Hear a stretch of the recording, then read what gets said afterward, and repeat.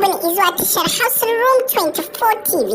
Da na subscribe da kuma alamar ƙararrawa domin samun labarai da suka shafi nan gida Najeriya, Afirka da ma duniya baki ɗaya. A ranar Lahadin nan ne 31 ga watan Yuli na wannan shekara ta 2022 ne aka kai wa'adin ƙarshe da hukumar zaben Najeriya ta baiwa 'yan ƙasar domin sabinta rijistar zaɓe a ci gaba da shirin tunkarar babban zaben Najeriya da za a gudanar a shekara mai zuwa. A nan jihar Niger dai mai yawan mutane kimanin miliyan 5. Hukumar zaben Najeriya ta ce ya zuwa ranar Juma'ar ƙarshen makon nan da ya shige, mutane 246,578 ne aka yi ma rijistar. To amma kakakin hukumar ta INEC a jihar Niger, Alhaji Abubakar Kuta ya ce sun samu matsala ta rashin fitowar jama'a tun farkon fara shirin.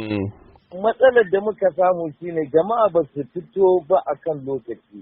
Kaga dai gurin shekara ɗaya da aka fara wannan abu. Sai yanzu nan da aka kai ƙarshe jama'a suke ta cincirindo. To akan wannan matsala ta rashin fitowar ne dai yasa ƙungiyoyi na jama'a da ma na siyasa da sauran shugabannin al'umma suka dukufa wajen faɗakarwa akan katin zaɓen, ko a ƙarshen wannan mako ma.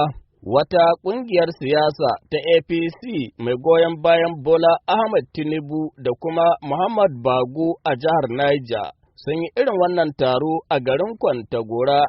Alhaji Ibrahim Mamman Abasu shine shugaban shirya wannan taron. Yana cewa a arewa an bamu a baya, to shine mu muka ƙara faɗaka da mutane fa cewa lalle ce ƙungiyar zaɓe ta INEC ita ta faɗi haka nan based on abinda available records da suke da shi a ƙasa. Alhaji Abdulhamid El Wazir Talban Kwantagora ya yaba wa hukumar zaben Najeriya ne akan ƙarin lokacin da ta yi tun da farko.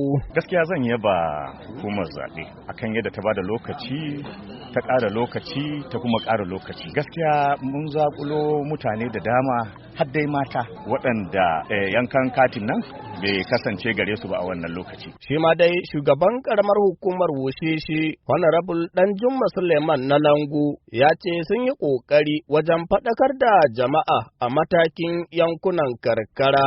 Kuma mu ma shugabanni a namu mataki muna wannan faɗakarwa, kuma duk inda za mu ba da gudunmawa muna ba da gudunmawa don saboda tabbatar da cewa matasa da suka kai shekara 18 wanda ke cewa sun kai munzulin su zaɓe su. A yanzu dai akwai masu cike da fatar ganin hukumar zaben Najeriya ta ƙara wani lokacin domin watakila ya ba da dama a gyara wasu kurakurai akan aikin.